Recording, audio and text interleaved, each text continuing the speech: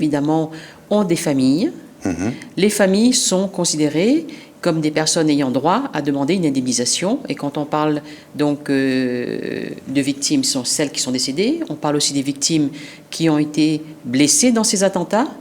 Alors, pour les personnes qui sont blessées, c'est elles-mêmes qui ont droit de façon directe, puisqu'elles sont victimes directes de l'attentat, à pouvoir recourir à une indemnisation de la part de l'État, parce que nous sommes dans le cadre d'une situation, disons, anormale, puisqu'il s'agit d'attentats à la sûreté de l'État. Par conséquent, c'est l'État qui va indemniser. Ensuite, il va indemniser la personne qui était victime dans sa chair et aussi psychologique, parce que dans la personne qui était blessée, souvent il y a deux aspects d'indemnisation qu'il ne faut pas oublier. Les personnes qui ont été touchées dans leur chair sont aussi, la plupart du temps, très touchées au point de vue psychologique. Et ça, il ne faut pas le négliger, parce que souvent, l'aspect psychologique rejaillit bien après. Certaines personnes, sur le coup, ne ressentent rien, mais c'est ensuite, les cauchemars, tout ça rejaillissent bien après, parfois plusieurs mois ensuite. Alors, donc, ces personnes ont droit à une indemnisation pour le préjudice physique, c'est-à-dire si elles sont blessées, et ensuite une indemnisation aussi au point de vue moral. Maintenant, pour la personne qui était décédée, ce sont ses ayants droit, c'est-à-dire sa famille. Les enfants et la femme, ou l'homme, enfin, c'est... Plus que cela. Plus que cela? Ah oui, oui, tout à fait, c'est plus que cela. C'est-à-dire qu'en ligne directe, on peut avoir le conjoint, mari ou femme, les enfants. Ensuite également, en ligne donc collatérale et en ligne directe, c'est-à-dire les parents de la personne décédée, ainsi que ses frères et ses sœurs, même ceux qui, par exemple, n'habitent plus à la maison. Donc, de point de vue légal, on indemnise, par exemple, si la personne habitait encore chez ses parents, on va indemniser ses parents, on va indemniser ses frères, ses sœurs, et on indemnisera... Enfin, il y a tout un barème que je ne vais pas décrire là, mais c'est techniquement, en fin de compte, en fonction de la proximité des relations avec la personne qui est décédée.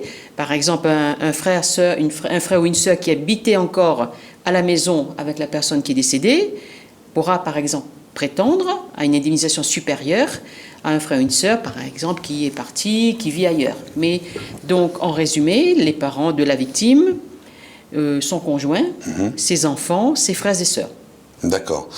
Comment on peut donner une somme à un drame comme celui-ci? Y a-t-il un barème, ou est-ce qu'il y a un jugement également avec un juge qui donne une somme alors, si nous n'étions pas, à remettre aux Nous sommes dans un victimes. Cas spécial extraordinaire. Ce sont des attentats contre la sûreté de l'État. Donc c'est l'État qui a été visé par le biais des personnes qui sont mortes. Par conséquent, au point de vue définition légale, l'attentat fait que nous n'avons pas besoin d'aller faire une procédure pour demander à ce que l'État indemnise les victimes. C'est une indemnisation qui doit être directe. D'ailleurs, cette semaine, il y a eu déjà de la part de l'État des indemnisations qui ont été spontanément versées aux personnes victimes. Alors, je ne me rappelle plus des chiffres que l'on a entendus dans la presse, mais il y a déjà une indemnisation qui a été attribuée aux personnes victimes ainsi que leurs familles. Maintenant, si nous n'étions pas dans un cas extraordinaire comme celui-là, c'est-à-dire en dehors des attentats, évidemment, il y a une procédure et un jugement à faire. Par exemple, si vous êtes victime d'un accident de la route, victime de coups et blessures, victime d'un délit pénal quelconque, là, il y a une procédure et là, il y a ce qu'on appelle des ABAC. Des ABAC, ce sont on va dire des échelles d'indemnisation. Par exemple, si votre enfant est décédé du fait d'un accident de la circulation, vous, parents, vous pouvez prétendre, je dis les ABAC de la Cour d'appel de La Réunion, je ne parle pas des autres cours d'appel. À La Réunion spécifiquement, on peut demander pour un parent entre 20 000 à 25 000 euros par an. Voilà. D'accord. Maintenant, si vous êtes le mari ou la femme, au minimum 20 25 000, voire 30 000 euros. Et puis, tout dépend aussi si la personne qui décède est un soutien de famille. Imaginons que la personne qui décède est le seul qui travaillait dans la famille, qui ramenait donc les revenus. Qui était vraiment le soutien, le pilier de la famille, Oui, donc là, il y a une indemnisation qui peut être aussi calculée. Et aussi, il y a un autre type d'indemnisation. Imaginons que la personne victime est restée handicapée. Là, il y a tout un calcul à faire en fonction de l'handicap. Et notamment Ça peut aller très loin s'il y a, par exemple, l'assistance obligatoire dorénavant d'une tierce personne pour aider cette personne à accomplir ne serait-ce que des gestes de la vie courante. Il en arrive. D'accord, très bien. Mais écoutez, merci pour ces précisions. C'est vrai qu'on n'est pas vraiment au courant. On sait qu'il y a un drame et on sait que l'État agit. Mais voilà, c'est vrai qu'ils sont indemnisés. Il fallait quand même le dire. Et dans le deuxième cas, juste un mot, ce sont les assurances en général, les assurances qui agissent. Et s'il n'y a pas d'assurance, c'est ce qu'on appelle le fonds de garantie des victimes. Très bien, écoutez, merci beaucoup, Maître Linda Limossim, pour ces précisions. Au standard, eh bien écoutez, il n'y a pas foule, dites donc, 0262 566 566, on attend bien sûr vos questions, n'hésitez surtout pas. Et puis pour l'instant, eh bien écoutez, je vais vous poser une petite question également. On a eu l'occasion de l'avoir eu assez souvent dans l'émission. C'est vrai qu'on veut acheter une voiture et souvent on a quand même quelques surprises. Alors, quels sont les petits rappels pour pouvoir en effet acheter une voiture d'occasion à un particulier, d'accord, première question. Et puis, secondo, également, la personne qui vend la voiture, quelles sont également les précautions à prendre pour pouvoir recevoir l'argent de celle-ci? Alors, 2 questions pour une grande réponse ou plusieurs réponses. Comment on fait? Alors, c'est vrai qu'on voit de plus en plus les particuliers qui se mettent en relation par le biais d'Internet pour vendre une voiture et pour acheter une voiture. Les deux côtés. Les deux côtés. Imaginons si on se place là dans votre cas précis du côté du vendeur. Demain, je vais vendre ma voiture, je ne sais pas, je la mets sur tel site que l'on connaît à La Réunion, je vais vendre ma voiture à 5 000 €. Alors, vous avez un acquéreur qui va vous contacter et qui va vous dire, moi je suis intéressé, mais là, par exemple, je ne peux pas payer. Je vous demande de me faire crédit, je ne peux pas faire un crédit à la banque, mais je vous demande, par exemple, de m'accorder plusieurs échéances de règlement possibles. Plusieurs chèques au final. Par exemple, plusieurs chèques. Une des solutions. Alors, évidemment, on ne le dit jamais suffisamment. On ne fait pas, malgré la sympathie que vous avez pour votre acheteur, parce qu'il est très sympathique, finalement, c'est peut-être même quelqu'un que vous connaissez, quelqu'un de votre entourage, quelqu'un de votre famille, il y a une confiance. Alors, il ne faut pas oublier que les papiers restent des papiers. Il ne faut pas donner la voiture, barrer la carte grise et mettre le nom au nom de l'acquéreur. Ce qui était le cas la semaine dernière, voilà. je crois, maître. Et ensuite dire, c'est pas grave, tu me payeras le mois prochain quand tu auras ta prime de fin d'année. Eh bien non, il faut mettre ne serait-ce qu'un minimum par écrit. Votre accord, c'est par exemple, M. X vend à M. Y ce véhicule pour tel montant. Ça, il faut le dire, le montant. Première chose à préciser. Deuxième chose à préciser, comment on va régler. Et comment on va régler? Ou bien c'est un paiement comptant tout de suite, ou bien vous avez effectivement peut-être accordé, vous êtes gentil, un petit crédit à quelqu'un en disant, voilà, tu me payeras en 3 fois. Eh bien, ces 3 fois-là, il faut que ce soit écrit. Écrit avec une date. Avec une date. Voilà. Aujourd'hui, vous avez vendu, nous sommes le 12 novembre. Non, nous sommes le 2 décembre plutôt, oui, là, aujourd'hui. Oui. Nous sommes le 2 décembre. Il faut mettre à minima, 2 choses. Qui est le vendeur, qui est l'acheteur, le prix, et comment ça va être payé. Maintenant, on va se placer maintenant du côté de l'acheteur. Imaginons qu'on achète une voiture. C'est un super prix, 4 000 €, une formidable voiture, avec très peu de kilométrage. Et puis, finalement, cette voiture, elle a 6 ans, mais on m'a dit qu'elle est très bien entretenue. Alors, on vous a dit qu'il y a 6 ans, ou 7 ans, ou plus. Alors, déjà, vous savez qu'il y a un contrôle technique. Ce serait bien de le demander au vendeur. Écoutez, votre voiture a plus de 5 ans, vous avez dû passer certainement un contrôle technique. Donc, vous demandez le contrôle technique. Éventuellement, si ce véhicule est régulièrement entretenu ou révisé chez un garagiste, vous êtes en droit de demander, par exemple, quelques factures. Et puis, après, imaginons que vous achetez ce véhicule et vous découvrez, peu de temps après, qu'il y a tel problème. La voiture, la malice.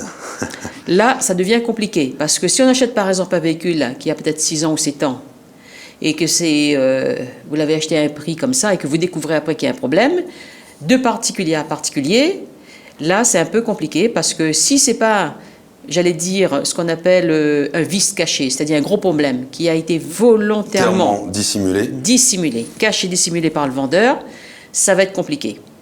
Maintenant, si vous achetez, par exemple, pas de particulier à particulier, dans les ventes, il y a des ventes parfois qui se font de foires d'occasion.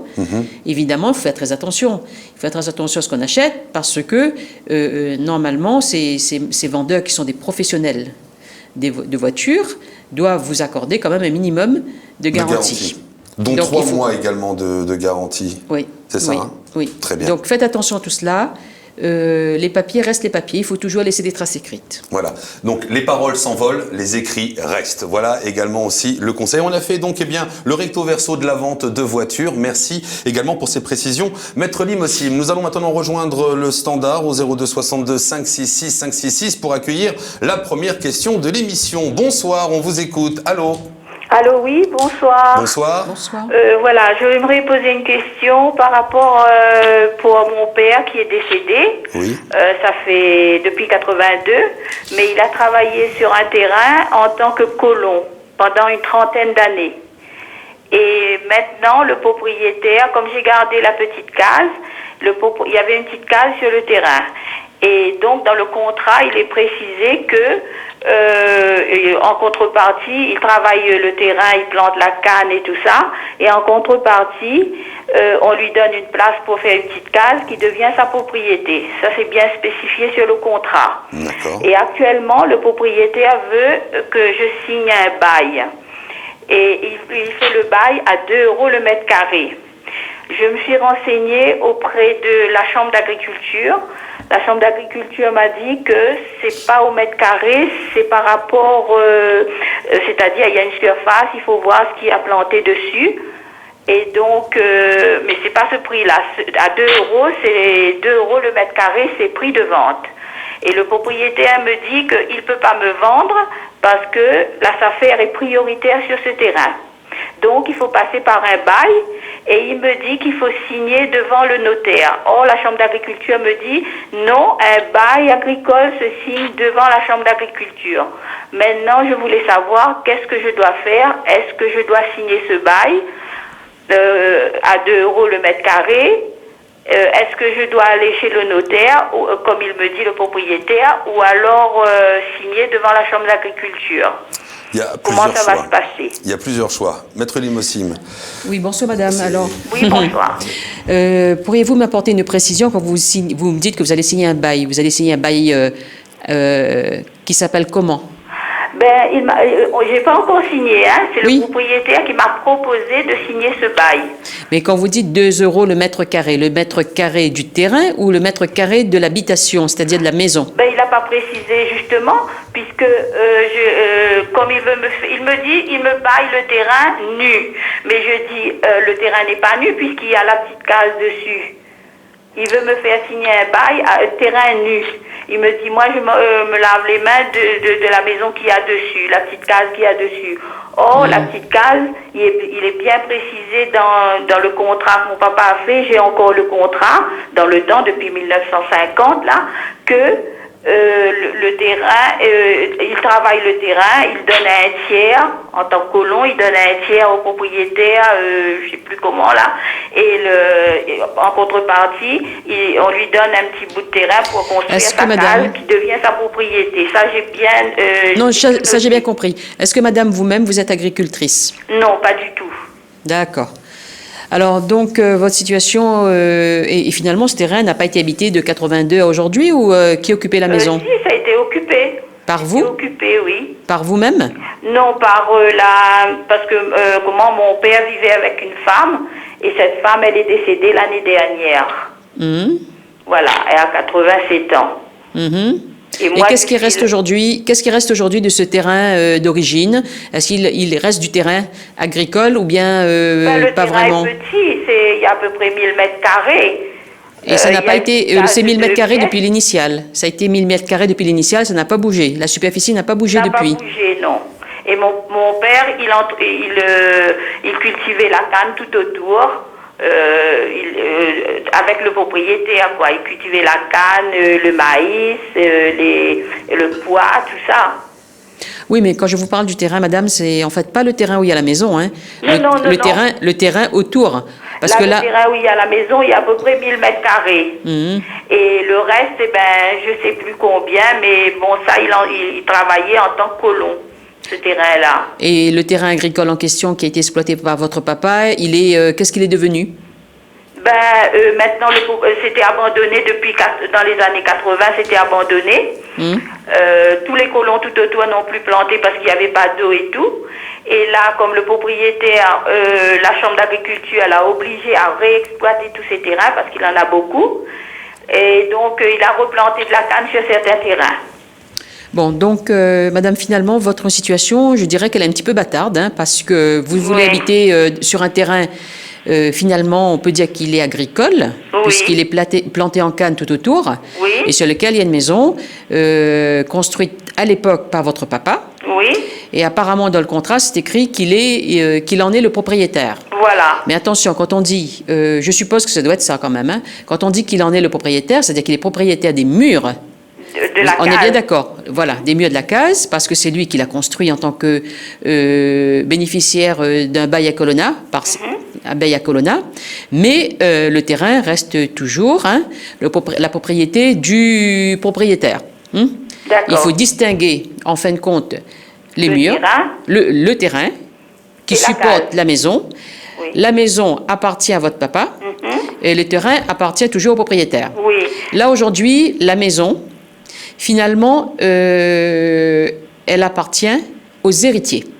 C'est-à-dire que, pour moi, puisque votre papa est mort et que je suppose qu'il n'y a plus de maman, vous êtes, vous et puis peut-être d'autres frères et sœurs, vous êtes les propriétaires des murs. D'accord.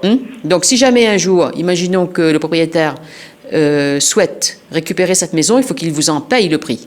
D'accord. Donc là, je pense que vous devriez peut-être expliquer et montrer votre contrat en question à la Chambre d'agriculture, parce que ça me semble un petit peu bizarre comme situation. Oui. Vous allez payer là 2 € du mètre carré. Voilà. Je ne sais pas si c'est la maison ou le terrain. Je suppose que c'est le terrain. Je suppose que c'est voilà. Je suppose que c'est le terrain et la Chambre d'agriculture et la Chambre, la personne la mieux placée pour vous indiquer dans le secteur dans lequel se trouve cette parcelle et cette maison, quelle en est finalement la réelle valeur au prix du mètre carré. Agricole, parce que là, vous êtes en mètre carré agricole. Oui, parce que là, la Chambre d'agriculture m'a dit, je l'ai expliqué la surface, et ils m'ont demandé qu'est-ce qu'il y a sur le terrain. Je dis, il y a quelques arbres fruitiers. Ils m'ont dit, c'est 165 € par an. D'accord. Voilà. Eh ben, écoutez, là, c'est quelque part, je vous explique, c'est un petit peu, vous êtes un peu coincé parce que c'est un petit peu l'offre et la demande. L'offre et la demande, vous souhaitez habiter cette maison qui est certainement très habitable encore. Oui, bien sûr. Voilà. Et le problème, c'est que vous êtes quand même un peu obligé de passer par le propriétaire parce que c'est lui qui est le propriétaire du terrain qui supporte la maison. Là, il faudrait essayer de discuter avec lui du prix, en disant bien que la Chambre d'agriculture vous a indiqué, s'il faut amener un papier, un calcul de la Chambre d'agriculture, vous le faites. Oui.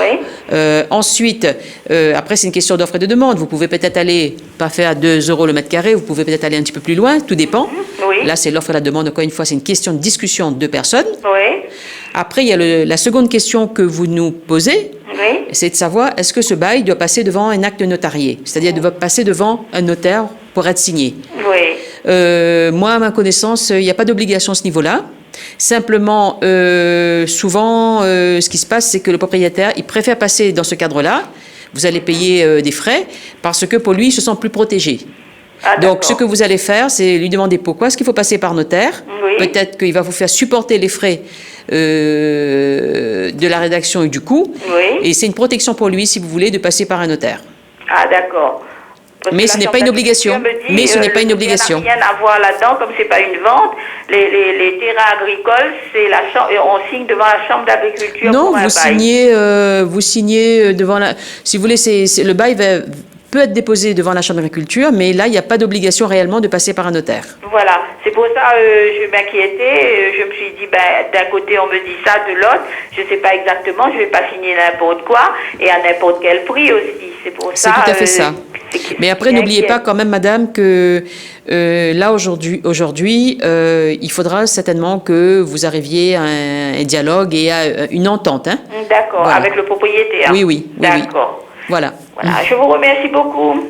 Merci, bonsoir. Au revoir. Merci beaucoup, merci de votre appel, merci madame. On va accueillir un autre téléspectateur. Juste une petite chose, un bail, donc c'est à la Chambre d'agriculture et non chez le notaire, c'est ça? Pour un bail?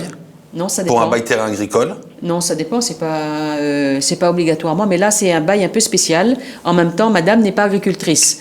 Donc du coup, la D'accord. situation est un peu spéciale là. D'accord. Et par contre, si c'est pour l'achat d'un terrain agricole, là, on passe devant un notaire. Tout ce qui concerne acquisition, achat de terrain, forcément, ça passe par un notaire parce que le notaire a un monopole dans ce cadre-là. D'accord. Maintenant, aucun bail, que ce soit bail commercial, bail professionnel, bail civil, bail agricole, on n'est pas obligé de passer par un notaire. Mais souvent, il est vrai que les bailleurs aiment bien passer par les notaires parce qu'ils se sentent mieux protégés. Voilà, Mais ce n'est pas une obligation. D'accord. Ils sont-ils plus protégés? Ils se sentent plus protégés Non, mais parce sont-ils que plus protégés? il y a une question de forme qui permet effectivement d'être plus protégé. D'accord, Une donc question ça de forme. s'explique, alors. Mais après, tout dépend comment le notaire va rédiger ensuite ce bail. Parce que nous-mêmes, avocats, moi je le fais, quand je rédige un bail pour un client, si par exemple je me place du côté du bailleur, il y a beaucoup de choses qu'il faut voir dans les clauses qu'on met dans un bail. Après, il y a des, faut pas faire des, comment dire, des beaux types, hein, ça parce que beaucoup de gens font des beaux types, ils vont acheter des formulaires déjà tout prêts, déjà tout prêts dans les supermarchés, et après on fait un bail commercial avec des loyers qui sont très importants, mais avec un formulaire supermarché. Il faut pas faire ça. Non. Ça, il faut absolument pas faire parce que ça coûte très cher après quand il y a un problème. Très bien. Merci beaucoup pour ces précisions, maître. On continue au standard 02 62 566 566. Bonsoir, allô, on vous écoute. Bonsoir. Allô? Oui, allô, bonsoir. Bonsoir. Voilà, je suis séparée de mon ex. Oui. Vous étiez marié? Allô? Oui, je suis séparée de mon ex. Madame, est-ce qu'il y a possibilité de pouvoir en effet éteindre votre télévision? D'accord. Ouais. Donc, je vais éteindre, s'il Allez-y. vous plaît. Merci. En ce moment, elle va donc éteindre la télévision, elle traverse le salon, passe juste à côté de la table, trouve la télécommande, zappe dessus, revient s'asseoir et reprend le téléphone. Je suis séparée de mon ex et on a eu une petite fille de 9 ans là. Et j'ai passé devant le tribunal et on a eu une garde alternée. Et le mois de novembre, monsieur a relancé une requête pour pour demander au juge de lui laisser la garde exclusive. De la petite de 9 ans. Le droit de visite pour moi. Et puis, comme je n'ai pas d'argent, il a demandé l'éducateur... Comment? Il a demandé l'autorité... Parentale exclusive. Oui, l'autorité parentale. Exclusive. C'est ça? Oui, c'est ça. Oui. C'est ça. Bon, vous avez une autre question, madame? Bonsoir. Non, comment ça se passe, s'il vous plaît? D'accord. Mal. Alors, je pense que... Bonsoir, madame. Je pense que vous devriez vous faire assister par un avocat, puisque vous dites que vous n'avez pas d'argent. Je pense que vous devriez déposer un dossier au niveau de l'aide juridictionnelle qui vous permettra d'avoir un avocat qui vous assistera et donc rémunéré par l'État. Parce que vous me dites que vous n'avez pas d'argent, vous n'avez pas de revenus. Donc, dans ce genre de demande, qui est quand même assez complexe, puisque d'une garde alternée qui a déjà été statuée dans un jugement, on vous demande maintenant, le papa vous demande maintenant une garde exclusive, et a priori, vous êtes en train de me dire là que c'est en plus avec une demande spéciale qui est autorité parentale exclusive. Oui. C'est-à-dire, il ne veut même pas que l'autorité parentale, c'est-à-dire le fait d'être tous les deux parents, soit partagé entre vous deux. Oui. Là, c'est quelque chose de très grave. Oui. Parce que demain, imaginons, il veuille partir avec votre enfant, je ne sais dans quel pays, vous n'avez pas votre mot à dire. Donc là, madame, ça devient un petit peu sérieux pour vous. N'y allez pas tout seul avec votre convocation. Il faut vraiment prendre un avocat. Oui. Alors, troisième chose que vous dites que en plus, il dit que vous n'avez pas d'argent et que peut-être... Oui, il m'a dit qu'il n'a pas d'argent pour l'entretien, pour l'attribution et l'entretien de ma fille. Et ensuite, comme le jugement, il vient de se passer là au mois de juillet.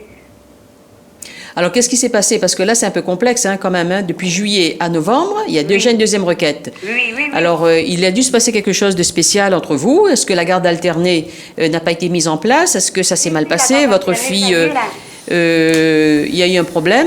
En tout état de cause, cette convocation, il ne faut pas la prendre à la légère. Oui. Réellement, faites-vous assister par un avocat. Oui. Les demandes sont quand même assez sévères, au sens où, en si peu de temps, je ne veux dire même pas en 6 mois, vous avez déjà une demande qui est quand même assez sévère. Oui, Voilà. oui. Donc ça veut dire qu'il s'est passé quelque chose. Moi, je ne sais pas qu'est-ce qui s'est passé par rapport à lui, votre ex-mari, par rapport à votre fille, mais je vous recommande de vous faire assister. Oui. Voilà. Non, parce que je n'ai pas signé le passeport, là. Quel passeport, madame? Le monsieur a demandé un passeport pour ma fille. Ah ben ça, c'est pas une raison suffisante pour enlever Oui. un enfant et une mère. Oui, oui, oui. Alors ça, c'est pas une raison suffisante. Moi, je sais Oui. pas si c'est de ça dont vous parlez.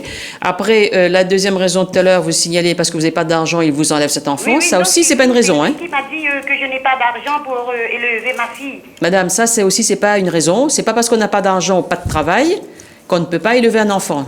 Oui. Élever un enfant, ce n'est pas l'argent, c'est l'amour qu'on lui porte, le temps qu'on lui accorde, l'affection qu'on lui donne. Oui, C'est oui. pas l'argent qui remplace tout ça. Oui. L'argent, après, évidemment, il faut en avoir pour manger et pour vivre, mais ça, ici, vous le savez très bien, vous l'avez certainement déjà sollicité, il peut y avoir des aides au niveau social pour l'enfant, Oui. les allocations différentes auprès de la CAF. Donc, l'argent n'est pas un moteur pour enlever un enfant chez un parent. Alors, comme je vous dis, je ne sais pas ce qui se passe. Est-ce qu'il s'est passé quelque chose de spécial depuis juillet? Donc, vraiment, faites-vous aider. D'accord. Là, Voilà. je vous remercie. Voilà, madame. Bon courage. Merci Au revoir, beaucoup. merci. Une question, maître. Quand on n'a pas les moyens de pouvoir, en effet, faire appel à un avocat, comment on fait? Alors, il ne faut pas hésiter. Lorsqu'on n'a pas les moyens de faire appel à un avocat et que l'on puisse correspondre aux conditions prévues par la loi, c'est-à-dire lorsque vous avez un revenu niveau SMIC, par exemple, c'est-à-dire 1 100 euros, il y a des décotes en plus, et imaginons que vous avez un enfant, 2 enfants ou 3 enfants, vous avez des échelles supplémentaires. Donc, si vous pouvez déposer un dossier d'aide juridictionnelle, c'est votre droit, parce que l'aide juridictionnelle vous aidera dans l'accompagnement de votre procédure en nommant pour vous un avocat, en nommant pour vous un huissier, et dans le cas des problèmes de terrain ou des problèmes de construction, en nommant pour vous également gratuitement, par exemple, un géomètre, Un géomètre. un expert. Donc, il y a tout un panel de possibilités qui fait que les gens ne doivent pas se dire que je n'ai pas les moyens, je ne me défends pas. Alors, l'aide juridictionnelle est là pour accompagner justement les personnes qui financièrement sont serrées. Et je rajouterais même autre chose, c'est que souvent, les justiciables, les clients que je rencontre, ils sont financièrement un peu serrés, ils n'ont pas l'aide juridictionnelle, mais en même temps, ils sont au-delà du barème du SMIC, C'est ça. mais ils sont entre les deux. Alors souvent, les gens oublient quelque chose. Ils oublient que, par exemple, à un moment donné, ils ont souscrit ce qu'on appelle une assurance de protection juridique. Alors, une assurance de protection juridique que vous prenez chez un assureur, attention, c'est pas un véhicule, c'est pas attaché à une assurance véhicule, c'est pas attaché forcément à une assurance d'habitation. L'assurance de protection juridique vous permet d'être emboîssé et d'être accompagné par votre assurance lorsque vous avez un procès. Donc, d'accord. il faut- C'est pas juste un coup de téléphone en disant ouais j'ai un problème, attendez, je Non, vais regarder non. dans mon manuel. Alors donc juridiquement vous n'avez pas le droit. Non, c'est pas que ça. Il y a une aide financière. Il y a une aide financière. Par exemple, pour un dossier, je vais dire, de divorce. Non, de divorce, pas toutes les assurances prennent. Mais imaginons un problème de bornage. Alors, de bornage, en moyenne, ce que je vois, moi, par rapport aux assurances que j'ai pu rencontrer sur la place, les aides vont jusqu'à 500, 800 euros. Donc, c'est quand même pas mal. C'est vrai, c'est conséquent, Voilà. ouais, quand Donc, même. il ne faut pas oublier les assurances. Très bien, bah écoutez, encore une fois, un bon conseil de Maître Limosim dans Bien sûr. l'émission Les Experts. On continue toujours au standard. On écoute votre question. Bonsoir. Oh, c'est un téléphone spatial que vous avez là? C'est un téléphone qui déforme la voix? Alors, on vous entend pas du tout. Ou alors on entend la radio ou la télé, je sais pas. Bon, on va changer. Excusez-nous, hein, désolé, mais c'est absolument on entend. inaudible. Oui, bonsoir. Bonsoir, oui, c'est Béatrice de Saint-Leu. Bonsoir, Bonsoir, Béatrice. Béatrice de Un petit- Saint-Leu. Bonsoir, Béatrice de Saint-Leu. 17 03 80. Pardon? Le 17 03 80. Ne donnez pas votre GSM. Très bien. Alors écoutez, ce soir, je peux en effet vous prédire que vous êtes trompé d'émission à l'heure actuelle. Je le vois non pas dans ma boule de cristal, Jocelyn, on te fait la bise, juste dans mon gobelet, ce n'est pas la bonne émission, mais c'est le bon numéro de téléphone. Par contre, c'est un jour différent. Ah, Mais Les experts juridiques. hein, c'est vendredi, c'est ça? C'est bien vendredi, hein? C'est pas aujourd'hui. Bon, il y a un petit décalage. Mais écoutez, on va vous demander d'appeler. Vous n'auriez pas une question par hasard juridique à poser, enfin une question de droit? Vous n'avez pas un problème à l'heure actuelle, non? Vous n'avez pas une question à poser à Maître Limosim, avocate? Non, mais écoutez, voilà, très bien. Donc, eh ben, c'était tout simplement un coup de téléphone, ce qu'on appelle un coup de... Oui, voilà, absolument. On continue. Allô, bonsoir. Y a-t-il quelqu'un d'autre? Oui, quelqu'un vient de casser, donc, eh bien, les casseroles. Ça sonne à côté, c'est génial. Bonsoir. Allô? Oui? Oui, bonsoir. C'était pour poser une question, s'il vous plaît? Eh bien, écoutez, nous allons vous écouter religieusement. Alors voilà, c'est dans le cadre de l'achat d'une maison que j'ai acquis avec mon conjoint. Oui. Et nous avons, au bout de 2 ans, là, fait la découverte que au niveau du bornage, toute pas une barrière, mais enfin un mur de la maison, apparemment a été construit sur le terrain de nos 2 voisins. Donc, on se retrouve donc à avoir un morceau de terrain qui serait chez nos voisins et par un mur en plus construit par eux-mêmes. Donc moi, ma question, c'était, je vais en avoir une deuxième après dans le même cadre. D'abord, on va faire la première. D'accord. On va faire la deuxième. Donc ma question, c'est, voilà, est-ce que, alors, on a déjà pris des renseignements, on nous a dit qu'il fallait vérifier dans l'acte s'il y avait une garantie de contenance. Évidemment, il n'y en a pas. On nous a dit qu'on pouvait faire venir un géomètre pour faire des mesures, etc. Mais évidemment, ce sera nos frais. Et que dans tous les cas, on n'avait pas la garantie de savoir si c'est bien à nous ou pas, ou bien d'en être un jour propriétaire, si les voisins acceptent peut-être de signer quelque chose. Voilà. En fait, je ne sais pas ce qu'il en est, ce que ça va pouvoir induire, si un jour on revend, ça va peut-être nous retomber dessus. Donc voilà. Est-ce qu'on peut se retourner contre les vendeurs Maître Limosim, alors ça c'est un sacerdoce. Oui. Oui, bonsoir madame. Bonsoir. Alors, vous nous précisez en même temps que lors de l'acquisition de cette maison, oui. Qui date de moins de 2 ans, oui. Dans votre acte de propriété, vous avez déjà vérifié, il n'y a pas évidemment de garantie de contenance de superficie. Oui, tout à fait. Je dois dire que c'est vrai que cette clause de garantie est assez rare dans les actes notariés. Oui. Alors, en revanche, au point de vue de la loi, il y a, c'est vrai, une possibilité, lorsqu'il y a un problème sur la superficie du terrain, de pouvoir demander une résolution de la vente lorsqu'il y a une lésion, c'est-à-dire un préjudice, qui va jusqu'à 7/12e. Mais à mon avis, vous n'êtes pas dans ce cadre-là, c'est une question de mur, donc ça doit être un petit pourcentage de votre terrain. Tout à fait, oui. Voilà, vous n'êtes pas dans le cadre légal pour une récision, c'est-à-dire par exemple une vente si vous vouliez résilier votre vente. En revanche, le problème reste entier. C'est que, comme vous l'avez dit, si demain vous vendez cette maison, est-ce que ça ne va pas vous retomber dessus? Tout à fait. Si demain vous avez finalement un voisin qui commence à vous chercher des noises, est-ce que ça ne va pas également vous retomber dessus? Donc aujourd'hui, il n'y a pas de problème, mais demain il peut y avoir un problème. Oui. Alors, je pense qu'avec les découvertes que vous venez de faire, il y a peut-être plusieurs possibilités. Je pense qu'il faudrait quand même consulter précisément un avocat pour lire les actes. Mais déjà, ce que je peux vous dire, moi, je pense que si vous voulez déjà commencer à évacuer le problème, c'est, je ne sais pas quelles sont vos relations actuellement avec vos voisins. Peut-être qu'elles sont bonnes, hein? Mais non, c'est dans le cadre d'un petit conflit justement que le voisin nous a dit, c'est déjà le mur est chez nous, etc. Et nous on est tombés des nues, on a dit ah bon, le mur est chez vous. Et puis ça veut dire que moi j'ai à peu près, enfin on a supposé avoir compris que c'est un mètre de terrain sur peut-être 10 mètres de long à peu près qui est chez les voisins et qui en plus est un passage pour accéder à une dépendance derrière la maison. Donc 1 mètre de moins, on n'aurait certainement pas acheté dans ces conditions. Vous voyez, il y a quand même des conséquences au niveau de la surface du terrain et sa configuration. Alors peut-être que si vous voulez évacuer ce problème aujourd'hui, ne pas attendre demain que vraiment un vrai problème surgisse, c'est de demander peut-être un bornage qui peut être amiable au départ avec ce voisin, en mettant tout de suite en information votre vendeur. D'accord? Ne faites pas ça sans qu'il en soit informé. Moi, je pense qu'il faut quand même l'avertir qu'il y a un problème actuellement, que vous allez solliciter un bornage amiable et vous souhaitez qu'il y participe. Parce que demain, si demain vous avez un problème quelconque de revendication, de ce maître manquant chez votre voisin, ça va retomber sur vous. Autant faire participer dès maintenant, en l'avertissant, en lui demandant de venir, en l'avertissant déjà de ce problème, votre vendeur, parce que vous êtes quand même là dans un délai, je dirais, assez court, hein, depuis la vente, 2 ans.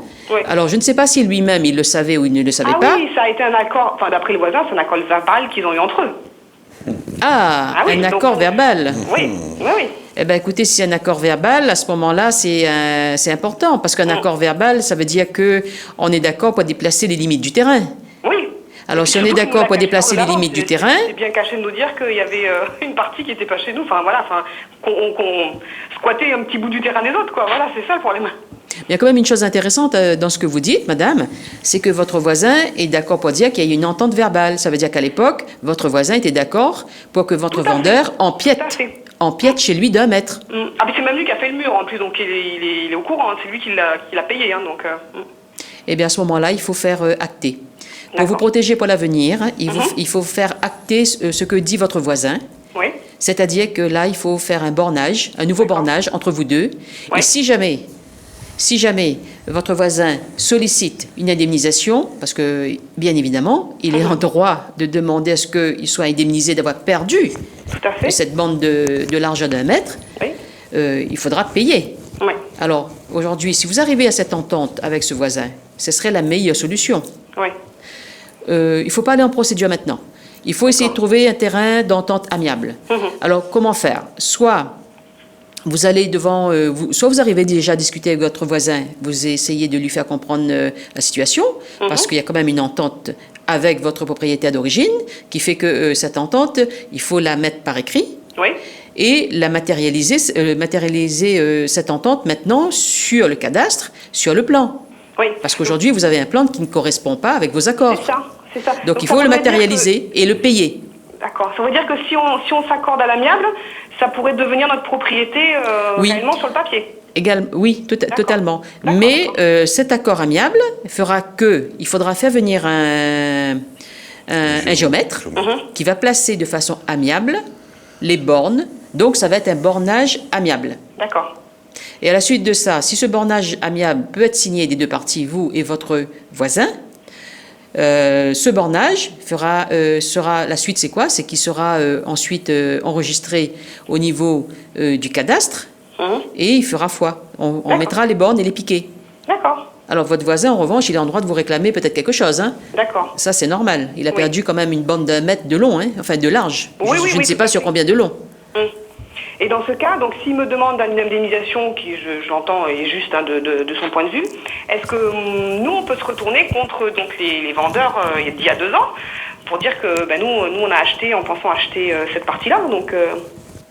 Vous pourriez demander, mais là, franchement, ça va être peut-être difficile s'il n'a pas envie de vous indemniser sur ce point-là. C'est la procédure. Mais déjà, je pense, je ne sais pas quelle est la valeur, mais l'essentiel, c'est d'arriver à un accord, surtout avec votre voisin. D'accord. On ne peut pas considérer donc c'était un vice caché, admettons, au niveau de la vente. Ça peut être considéré comme un vice caché parce que aujourd'hui, il faut voir, c'est-à-dire que c'est un bien peut-être que vous n'auriez pas acheté si vous saviez qu'il y avait un problème. Tout à fait. Mais maintenant, il faut que ce soit vraiment un réel problème qui génère chez vous le fait que vous n'auriez certainement pas acheté s'il y avait ce problème-là. Tout à fait. Donc, et il faut réagir assez vite parce que le vice caché, ça veut dire quoi? Le vice caché, quand il est découvert, il y a un délai de réaction qui est assez bref. En général, on dit que le délai de réaction à la découverte du vice caché est d'environ 2 ans. Voilà. D'accord. Si jamais vous l'avez découvert cette année, ça va. Oui. Hein? Vous êtes toujours dans les 2 ans. Pour demander une indemnisation quelconque auprès de votre propriétaire, mais faites-le. C'est pour ça que je vous disais que déjà les premières démarches que vous allez effectuer avec ce voisin, il faudrait faire un courrier à votre propriétaire pour le signaler qu'il y a un problème et que vous n'hésiterez pas à lui demander une indemnisation si jamais il faut payer quelque chose qui soit trop cher au voisin. D'accord. D'accord. Voilà. Et avec le voisin, donc je peux le faire de manière, vaut mieux que je fasse de manière écrite pour lui dire qu'on veut faire une entente avec lui sur le bornage. Faites écrite. De façon verbale, et après l'accord doit de toute façon être écrit, et puis de toute façon il faut payer un géomètre expert. Oui, d'accord. D'accord. Voilà. Je peux faire la deuxième question ou... Bah écoutez, est-ce qu'on a d'autres appels au standard? Bah oui, on en a d'autres. Bah écoutez, est-ce qu'elle est longue cette question? Non, c'est assez rapide. Bah écoutez, je vous laisse 30 secondes, c'est parti. C'est gentil, merci.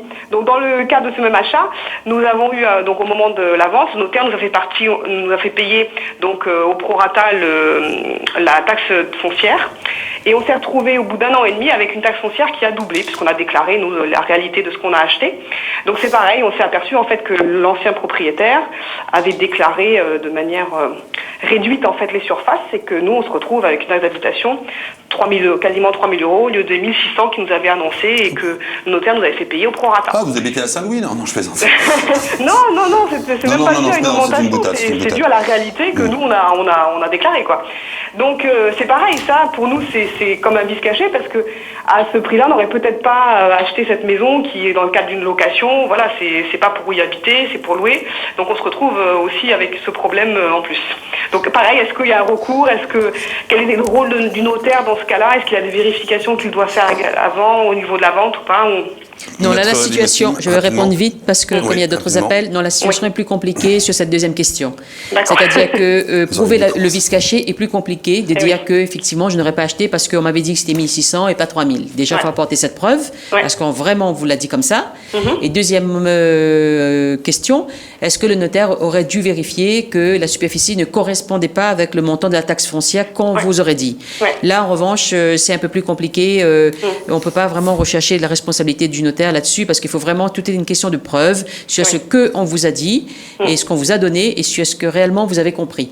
C'est plus compliqué ici. Merci Maître Limosim, j'espère qu'on a répondu à vos questions. On a mis un petit rabais, c'était sympa.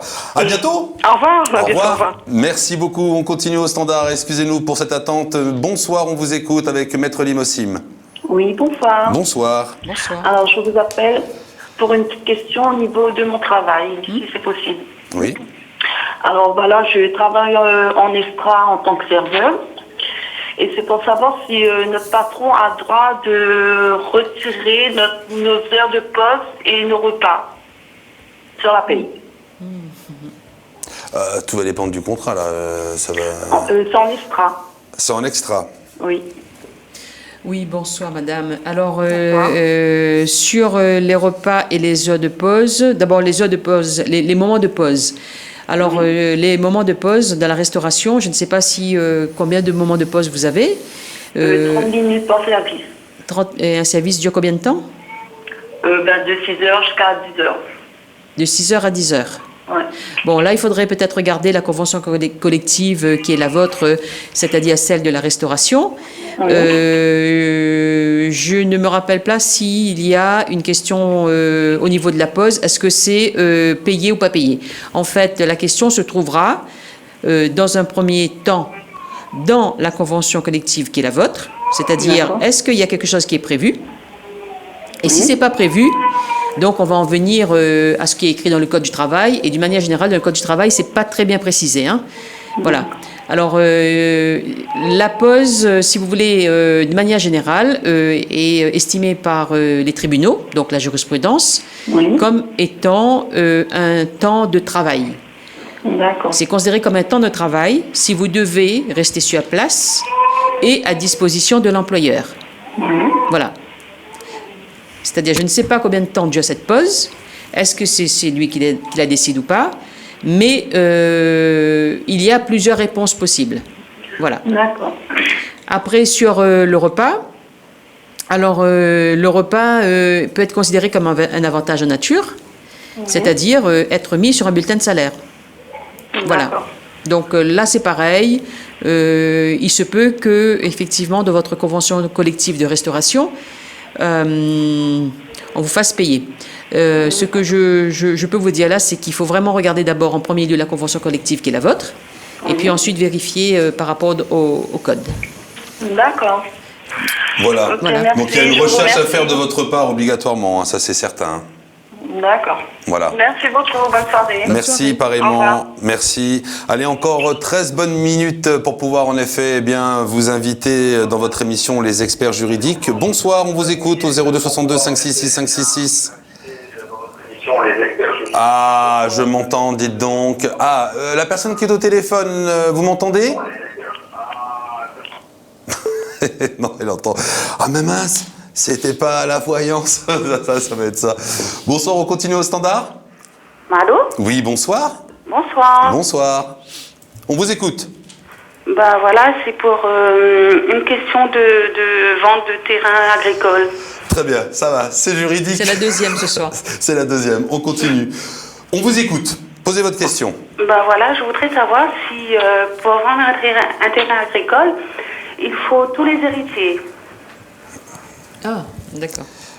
Ah, la question simple. Il y a on va deux dire. questions. Non, il y a deux questions en fait. Ah, mais c'est deux questions en une. Mais c'est ça, mais c'est là, ça. il y a deux questions. Dans la question de madame, vous avez deux Oui. questions en fait. La question d'un terrain agricole et la question d'être héritier. Voilà. Donc déjà, vous êtes plusieurs héritiers sur un terrain qui est agricole. Oui. Oui. Alors déjà, quand on est plusieurs héritiers, on ne peut pas vendre tout seul sans l'accord de ses frères et sœurs. Alors, je ne sais pas si vous avez déjà un notaire, c'est-à-dire que la succession de vos parents... Bah c'est-à-dire, mon père, il est mort. Oui, c'est ça. Voilà. Et on voudrait savoir s'il faut l'accord des autres héritiers ou... Oui, madame, il faut l'accord des héritiers. Vous ne pouvez pas toute seule vendre un terrain. Mhm. Et puis, il y a un second problème, c'est que si c'est un terrain agricole, on ne vend pas un terrain agricole comme si on vendrait un terrain quelconque. Parce que dans le terrain, au niveau des terrains agricoles, il y a ce qu'on appelle la préemption de la SAFER. Oui. Vous connaissez certainement c'est quoi la SAFER, hein? Oui, oui, Donc, oui. il y a une question de préemption. Et c'est pour ça que je vous ai demandé, est-ce qu'il y a déjà un notaire dans votre succession, depuis la mort de votre papa? Est-ce que quelqu'un a confié le dossier à un notaire?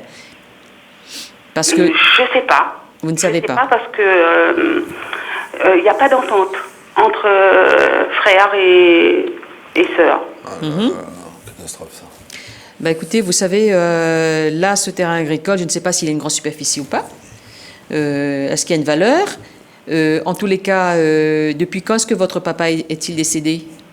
Ça fait 4 ans. Alors faites attention à quelque chose. L'État et la SAFER peuvent engager la responsabilité des héritiers lorsque un terrain agricole est laissé en friche et n'est pas exploité. Ben, s'il est exploité, Ah, très Il est bien. exploité, ça va. Donc il y a un locataire dessus? Ou bien c'est exploité par un des frères et sœurs? par un héritier. Un héritier exploite Un des seul. héritiers et exploitant sur le terrain. Eh bien, l'héritier qui exploite seul ce terrain n'en est pas le propriétaire. Il devra payer un bail à ses frères et sœurs. Ah. Ah bah oui. Mais il peut devenir propriétaire? Il peut devenir propriétaire en achetant la part de ses autres frères et sœurs. C'est-à-dire qu'il devrait se rapprocher de vous et solliciter qu'on lui vende ce terrain, puisqu'il est lui-même exploitant agricole. Ce serait l'idéal. D'accord, donc il faut l'accord des héritiers, quoi. Oui, Oui, oui. Il absolument. faut Pour l'accord répondre à des votre héritiers. question, oui. Il faut l'accord des héritiers. Pour le vendre et pour exploiter le terrain. Pour exploiter, on ne peut pas exploiter un terrain, en tirer un bénéfice dessus sans payer un loyer, parce qu'il n'est pas propriétaire du terrain. Les propriétaires du terrain, c'est tout le monde. Donc aujourd'hui, il doit un loyer, puisqu'il occupe tout seul un terrain. Il l'exploite, il a un revenu dessus, et vous n'avez rien. Parce que je suppose que vous payez, qui paye la taxe foncière, qui paye tout ça. Donc peut-être que c'est lui d'ailleurs, hein? Oui, Voilà. je pense que c'est lui, oui. Voilà. Donc il y a tout un... Mais est-ce que mon père a le droit de donner le terrain agricole? Votre père est décédé, vous m'avez dit? Oui. Ah bah, il est décédé, il ne peut pas donner... je ne comprends pas Mais votre question. avant son décès. Alors, s'il a donné, ça veut dire que il est propriétaire, madame. Mon père était propriétaire, mais il est décédé il y a 4 ans. Oui, mais quand vous dites donner, oui. Oui, mais est-ce qu'il avait le droit de donner à un des héritiers la parcelle, quoi, le terrain agricole? D'accord. Il a le droit de donner à un des héritiers, mais ensuite, à son décès, on va regarder s'il avait, votre papa, que ce terrain. Ça veut dire qu'il a dépossédé les autres héritiers. Par conséquent, à sa mort, celui qui a hérité tout seul du seul bien de votre papa, il faudra qu'il rende des comptes là-dessus et qu'il paye, il paye la part qu'il a pris il a hérité en trop des autres frères et sœurs. Donc là, madame, il faut vraiment que vous alliez consulter un notaire, parce que vous avez deux problèmes, comme je vous ai dit tout à l'heure. Oui. Quelqu'un qui occupe un terrain, il y a peut-être un problème de donation, je ne sais pas. Oui. Et ensuite, il y a le fait que vous voulez vendre. Donc là, il y a plusieurs choses qui relèvent beaucoup du notaire. Donc il faut quand même ouvrir cette succession chez un notaire. D'accord. Donc Voilà. il faut voir un notaire. Il faut voir un notaire, obligatoirement. Voilà, madame. Je vous remercie. Mais merci beaucoup de votre appel.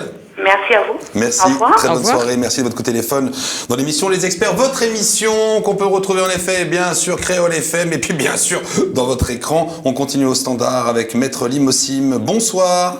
Allô. Bonsoir. Bonsoir. Bonsoir. Oui, je me permets de vous appeler. Donc, en fait, j'avais déjà appelé dans votre émission. Oui.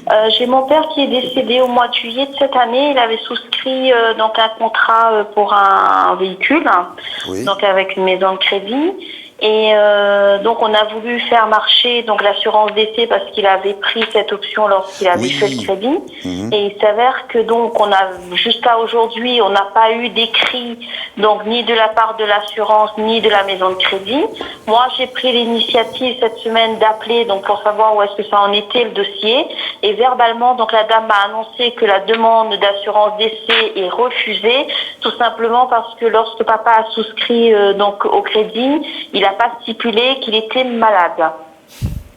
Donc aujourd'hui, moi j'aimerais savoir quelle est la procédure que je dois entamer Suivre, ou ne pas entamer, ouais. puisqu'elle me dit soit j'ai la possibilité d'avoir quelqu'un qui reprend ce crédit, mais la personne qui va reprendre ce crédit, il faut savoir qu'il va devoir faire un crédit à zéro, à recommencer à zéro, ou un acheteur qui couvre le crédit totalement, quoi. D'accord. Donc, bonsoir, madame. Et, ou sinon, excusez-moi, je vais vous couper, je vais vous dire, enfin, je vais finir par rapport à ce qu'elle m'a dit. Elle m'a dit, ou sinon, on revient chez vous, on récupère le véhicule, on procède à la vente, et les enfants, enfin, les héritiers, donc, auront à leur charge des frais. Donc, je pense que c'est les frais par rapport, du fait que c'est eux qui procèdent à la vente. C'est l'équipe. Et moi, la question, est-ce qu'ils ont la possibilité de vendre ce véhicule pour couvrir le crédit ou est-ce qu'ils vont à vendre à perte et que nous, on aura la différence à payer en fait? Qu'est-ce qui se passe? Bon, bonsoir madame. Donc il y a déjà plusieurs problèmes. C'est que on vous dit verbalement, mais là il faudrait peut-être le dire par écrit, parce que je suppose quand vous avez sollicité cet organisme de crédit ainsi que l'assureur, vous l'avez fait par écrit. Tout à fait. Bon, alors il faut que vous attendiez l'écrit qui doit vous dire, écoutez madame, vous en tant qu'héritier, voilà la réponse de l'assureur et de l'établissement, qui est la suivante. Votre papa a souscrit, semble-t-il, une assurance sans dire qu'il était malade. Donc là, vous n'avez pas à bouger pour le moment, c'est à eux de bouger. Parce que pour le moment, personne ne paye le prêt et le véhicule est là, je ne sais pas qui l'utilise, mais le véhicule, il est là, le prêt n'est pas payé depuis plusieurs mois, puisque depuis que votre papa est décédé. Ouais. Et c'est à eux de vous répondre par écrit. Alors, il y a quand même une chose à savoir, c'est que il faudra bien vérifier à ce moment-là le dossier qu'a monté votre père auprès de cet organisme de crédit, comment il l'a monté, qu'est-ce qu'il a mis dedans. Parce qu'aujourd'hui, on ne sait pas. C'est ce qu'on vous dit verbalement. Est-ce qu'il savait lui-même qu'il était malade ? Et ensuite, quel genre de formulaire il a rempli, ça, pour le moment, c'est difficile à dire, puisqu'on ne sait pas ce qu'il a fait. C'est un peu questionnaire qui a été rempli avec la maison de crédit. Il n'y a pas eu de demande de preuve médicale prouvant qu'il était malade ou pas malade. En fait. Voilà. C'est un simple questionnaire. Eh bien, c'est exactement ça, madame. C'est-à-dire que si jamais demain, cet organisme vient vous faire des pressions ou des mises en demeure ou des misères, vous demande de payer, il faut demander la totalité des pièces qui concerne le financement de la voiture. C'est-à-dire, vous ne pouvez pas savoir aujourd'hui qu'est-ce qu'a répondu votre père. Oui. Ce n'est pas votre problème aujourd'hui, vous ne saviez pas. Donc, il faut qu'ils vous répondent et qu'ils vous donnent ces pièces. Ensuite, si eux, ils estiment que il y a réellement une dissimulation, c'est ce qu'ils veulent dire par là, une dissimulation de son état de santé par votre papa, à eux maintenant de le démontrer. Et si il faut qu'ils vous donnent les documents en question, le dossier, et si réellement il y a un problème, là, il y a plusieurs solutions. C'est-à-dire, imaginons vraiment que votre papa n'a pas répondu ou il a mal rempli. Encore faut-il, il faut bien regarder les papiers ensuite, et là, peut-être faudra-t-il prendre un avocat. Ouais. Il y a plusieurs solutions. C'est effectivement où vous restituez le véhicule. Imaginons que le dossier est vraiment mauvais. Restituer le véhicule, c'est eux qui vont vendre aux enchères. Mais ça ne veut pas dire qu'il n'y a pas de frais. Il y a souvent, la plupart du temps, des frais qui vont rester à la charge des héritiers. Ouais. Hein? Ou bien, un des héritiers, un de vos frères et sœurs est d'accord pour reprendre le crédit. Ça peut être aussi une solution. Mais en l'état, nous ne sommes pas à ce niveau-là. Il faut susciter une réponse écrite. D'accord. Et il faut aussi avoir le dossier médical. On a reçu des courriers en recommandé, mais ils l'ont envoyé au nom de... vous attendez... Ne peut retirer ce courrier, la personne est décédée. Donc on ne sait pas si c'est eux ou pas eux qui ont écrit, mais il y a des recommandés qui sont arrivés, on n'a pas pu les récupérer à la poste. On n'écrit pas... Oui, madame, et c'est vous qui avez écrit. Vous nous dites que vous avez écrit. Oui, nous on a écrit à notre nom. Eh bien voilà. C'est à vous qu'on répond. On ne va pas répondre à un mort. On va pas répondre à un mort. Puisque c'est vous qui avez écrit. Et vous avez en plus pris l'initiative d'écrire, c'est à vous qu'on doit répondre, parce que vous êtes les héritiers. D'accord. Pour le moment, vous ne faites rien, vous attendez les écrits. Si jamais vous voyez qu'on ne vous répond pas, faites une relance de votre courrier recommandé. Ça, c'est tout à fait permis, même je le recommande. Mais pour le moment, vous n'avez pas payé quoi que ce soit. Il va falloir que vous bouclez ce dossier rapidement parce que les frais, les intérêts, ça monte vite. Hein. Mais vous ne pouvez pas boucler un dossier ne sachant pas de quoi il en retourne. D'abord, c'est à eux de vous répondre. Et puis, c'est une façon de faire également pour ne pas vous laisser tranquille, hein, rassurez-vous. Hein. Ils vont essayer également à vous pousser à faire la faute. Hein. Enfin, de toute manière, c'est un petit peu aussi leur logique. Voilà, parce qu'ils essayent. Voilà. Donc, vous les relancez par écrit s'il le faut, mais attendez d'avoir une position écrite de leur part et le dossier médical du papa. Ne faites rien d'autre, ne payez pas. D'accord. Voilà. Okay. Eh bien, écoutez, je vous remercie beaucoup de votre appel. Je vous remercie. Merci beaucoup. Alors, il nous reste juste une minute. Alors, bien sûr, pour la minute, ce sera très difficile d'avoir la question et à la fois la réponse. C'est pour cela, les autres personnes qui étaient au téléphone, on s'excuse vraiment platement de ne pas pouvoir vous recevoir dans votre émission. Mais sachez que mercredi prochain, on sera là avec Johanna. Donc, surtout, n'hésitez pas à nous rappeler. Ce sera un grand plaisir. Il nous reste encore, quelques petites secondes. Moi, je voudrais une petite précision pour ceux qui ne connaissent pas. On parlait de terrain agricole. Qu'est-ce que la SAFER ? La SAFER, c'est un organisme qui contrôle les terrains agricoles, c'est-à-dire les cessions, c'est-à-dire les conditions de vente entre les personnes, les agriculteurs, les non-agriculteurs. C'est-à-dire qu'un terrain agricole doit être protégé. Un agriculteur ne peut pas vendre son terrain à un commerçant, à un industriel ou un privé, à un promoteur. Un terrain agricole est protégé. Et donc doit avoir l'autorisation de la SAFER pour toute cession. C'est-à-dire que le notaire qui est chargé en général d'une cession de terrain agricole doit en faire part à la SAFER, qui est l'administration qui va donner son aval ou pas son aval, parce que la SAFER a ce qu'on appelle bénéficie d'un droit de préemption. Préemption, il se réserve le droit... Demain, vous voulez vendre, je suis agriculteur, je veux vendre à vous, Fred, qui n'êtes pas agriculteur, un bien, je dis qu'il fait 5000 mètres carrés, je vous le vends à 5000 €. Eh bien, la SAFER va dire non, moi je suis pas d'accord, ce terrain-là, je veux qu'il reste agricole et je le préempte pour le même prix, 5000 €.